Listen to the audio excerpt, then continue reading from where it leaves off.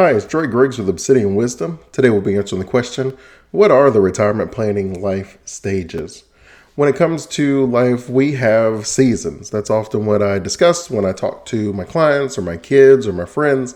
And when you have seasons in life, you also have seasons with your finances in retirement. Some seasons in life could be like we're all in school, high school, college, and then all of our friends seem to be getting married. And then naturally, we all start sending out baby shower invitations where that just seems to be what's going on. All of your friends are getting married, or at least, obviously most of your friends are getting married. And then you're getting invited to a lot of baby showers. That is a season in your life stages.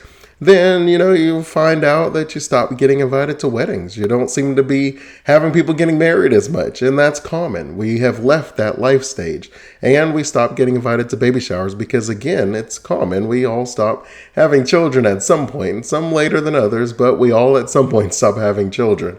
And maybe the next life stage you'll be is invited to a bunch of the sporting events or whatever hobbies that your kids are into, where you're like, hey, you should come to this play or this recital or this baseball or this football game, this basketball game. Whatever it is, you sort of get invited to sporting events and birthday parties. And then somewhere along the line, we start looking at like graduations, where that's like the thing that everybody's celebrating. We're celebrating high school graduations or college graduations.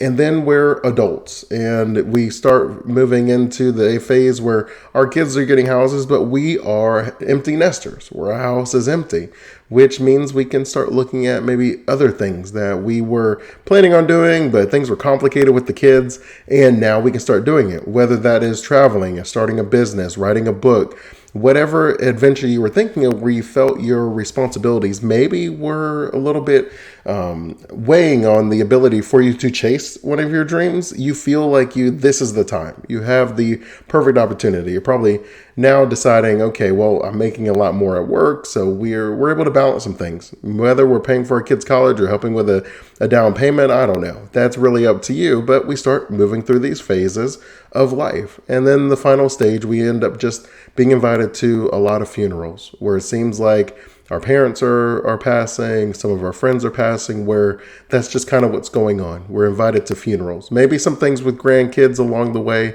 but at some point that is just the last life stage, and we go through these stages. When you talk about retirement planning, we have similar stages. There are things that we each are trying to figure out, and we go along this traditional path, and that's what we're going to talk about today. Most entrepreneurs and families, they worry about money. So we created the Wisdomites framework to help you eradicate financial stress, generate passive income, and build a prosperous retirement strategy. So when it comes to your retirement planning life stages, we all start where most of us is just like, what am I supposed to be doing? The early stage is, I have some money, I don't know where to put it. I'm putting some of it in my 401k, I'm putting all of it in my 401k. I don't really trust the 401k, I don't know what to choose, so I don't really know what to do. So we're really just trying to get a foothold of what to do with our money. Now, some of us, we're spending the money where we always wanted that car and we always wanted to be able to have that house. And it's very tempting because, look, I got a great job, I get a great income, and they're telling me when I go to get a car that I budget for, this amount of car, and they'll let me have it over a 6 or 7 year payment.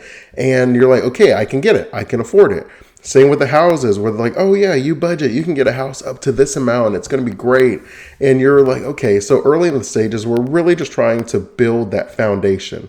I would say that the number one thing you want to have in the early stage of retirement is the idea that I'm not going to spend all of my money, that some of my money has to go to pay myself first. And what I mean is, if you spend, let's say, make my math easy. Let's say you get $1,000 every week. And if you spend $1,000 every week, well, then you're not paying yourself anything. And as a result, you will always have to work because it's the only way you can make more money. But if you pay yourself like you'd pay a car note or pay your mortgage or a credit card bill or any bill, if you paid yourself the same way where, look, I have to pay myself a certain amount each month, well, then you're building great habits. Even if you don't know exactly where to invest your money, that's not as big of a problem. Even if you're like, well, Dre, I'm only getting like 2%. That's fine. Or even if you're like, I lost 3% last year, that's fine. You're building good habits. You are investing your money. You're not spending it all. And as a result, that is going to work in your benefit, especially if you're not, just trying to like strike gold and just find like the next Amazon. If you're just investing your money, sure, there's going to be ebbs and flows, ups and downs. But if you allocate it over the market as a whole, the market goes up over time, at least historically speaking. Granted, I can't promise you what it will do in the future, but I can tell you what it's done in the past up until now.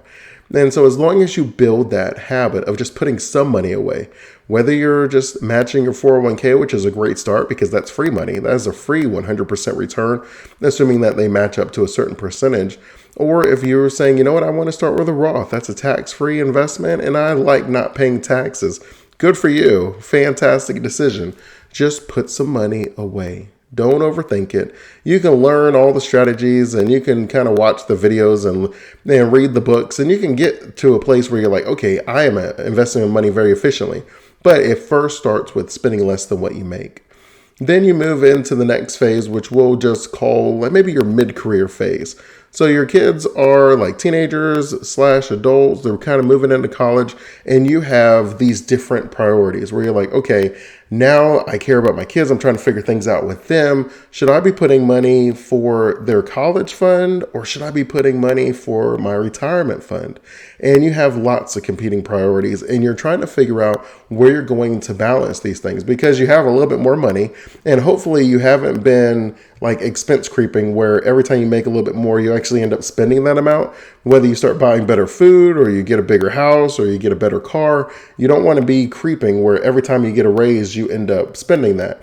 Ideally, if you were able to say, every time I get a raise, 100% of my raise is going to go towards my investments in my freedom fund. And as a result, you'll be able to make decisions with your life a lot sooner where you don't have that balance of responsibilities and dreams and desires. But you're like, you know what? I'm able to invest my money and I'm still living on the same income that I originally had. And as a result, I'm able to invest more and more and more. And then you're able to enjoy the results of that and start getting into some of the fun of compound interest where your money is working for you and it is multiplying every year. It's like the same idea of like a credit card, right? Like if you make the minimum payment on a credit card, it tells you on the little statement, it's like, oh, it'll take like 20 years to pay off like a $3,000 balance. And it's because the interest that they are charging you is compounding, where the majority of your money is going towards interest and not towards the balance. Well, make compound interest work for you, where you're investing your money every year, and it's like you're paying yourself or you're being paid that interest payment, where as a result, a little bit of money goes a very long way for you.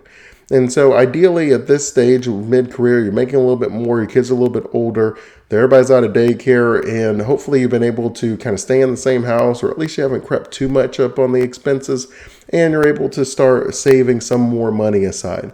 And as far as deciding, do you want to put money away for my kids' college fund or my retirement fund, realistically, the way that compounding interest works, the longer that money is in somewhere, the more beneficial it is. I have clients where it makes complete sense for them to put a portion for the college fund. And whatever it ends up happening, it ends up happening. It's not saying that I'm going to make it my goal to pay off the entire college debt, but at least if you have the ability to put something away, put that away. And that's okay. That's a win.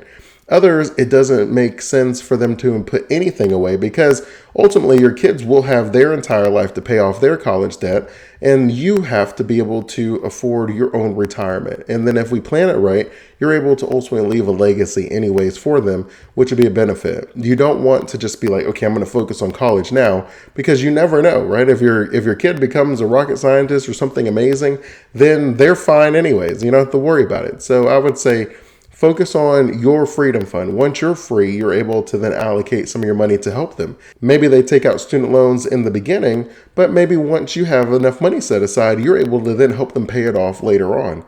It does not mean that you have to be able to afford to pay their college off right when they start. And that's just my general thoughts, but obviously different people have different opinions, and it's whatever makes the most sense to you ultimately. Then you start moving into that early retirement phase where we're really serious about retirement. Where I'm like, you know what? I'm done working. I have all these dreams. I'm ready to go. My kids are grown. They're gone. I've helped them get on their feet. And now it's really time for me to focus on me.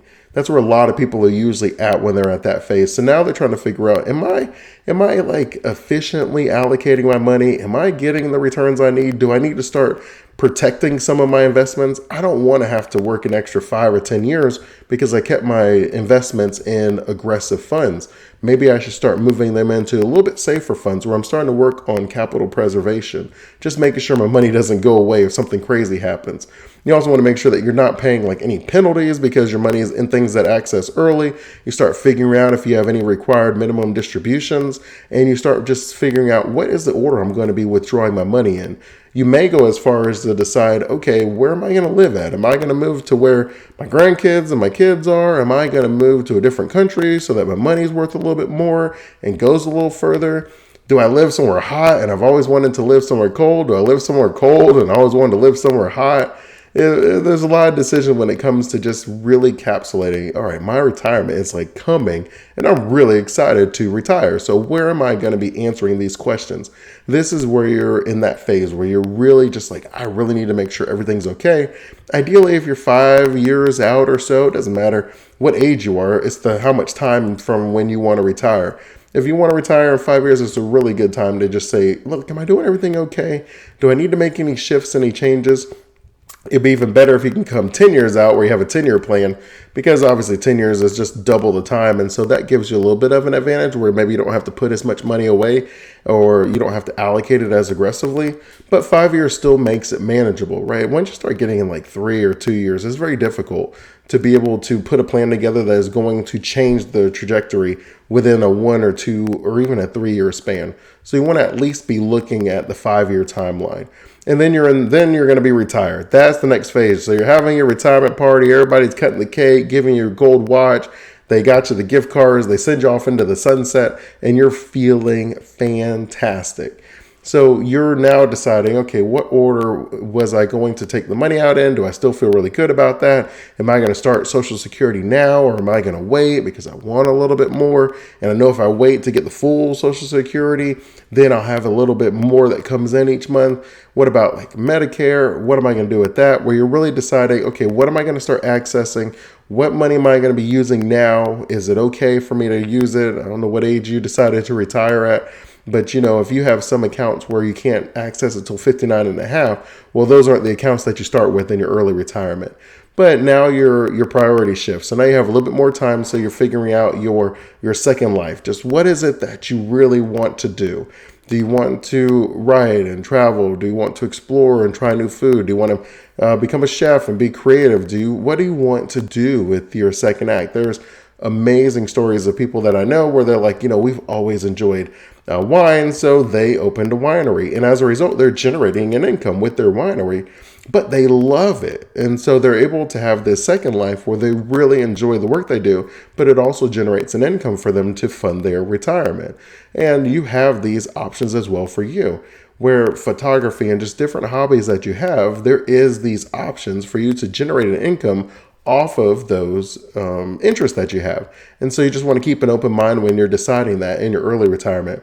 Maybe you just want to not even think about anything for a year, where you just wake up when you wake up and you go to sleep when you go to sleep. Maybe you want to golf all day, fish all day, watch TV all day, travel and go to like Super Bowls and World Series. It's all up to you.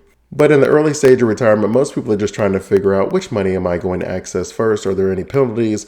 And they're also trying to figure out, okay, if I have any healthcare issues, where is that money going to come from? Because I don't have the job anymore, so there is no employer that's like helping to pay for my healthcare insurance. Where am I going to cover this from? Did I put some money away for that? Am I going to go for anything I need? Do I not go regularly anymore? Like, what is my health insurance? What does that look like for me? And how am I going to be interacting with my doctors and stuff? And so that's usually the early stages of retirement. And then the last stage of retirement and the later stage, you're basically like, okay, I've already turned the switch off, right? I've already jumped the hurdle of saving all my money to spending all my money from my early retirement. But now I'm trying to figure out, okay, Do I have enough money? Am I going to run out of money? What about the legacy that I'm going to leave? Am I able to take care of my kids or my grandkids, leave something for them? Do I have my will and my estate set up so that everything is kind of situated? And you're really thinking a lot about your overall legacy. What is it that I really want to make sure people know I valued? What was important to me? And oftentimes you allocate your money in a way that aligns with your values, and then it gives you the ability to just show your values, which is super important. And it helps your future generations understand, yeah, that was really important to my parents, because they not only told me, but they showed me with the way that they allocated their money. Whether that was with the trust that you set up and how they can get the money, or whether that was just the way that you lived out the legacy and where you left it in the will. However you set it up, that's completely up to you, but that's usually the last stage. And so you just want to make sure everything's kind of set up and that you feel really good about it, and then you're good to go. So if you have any additional questions about retirement planning, I invite you to check out my free retirement planning video training at obsidianwisdom.com/training. In it, I give you the entire wisdom metric framework that I use with my clients to help them eradicate financial stress, generate a passive income, and build a prosperous retirement strategy. Until next time, Wisdomites, remember, wisdom is asking the right questions to allow yourself to get the right answers. Keep asking those questions, and you will keep getting those answers. Continue blessings.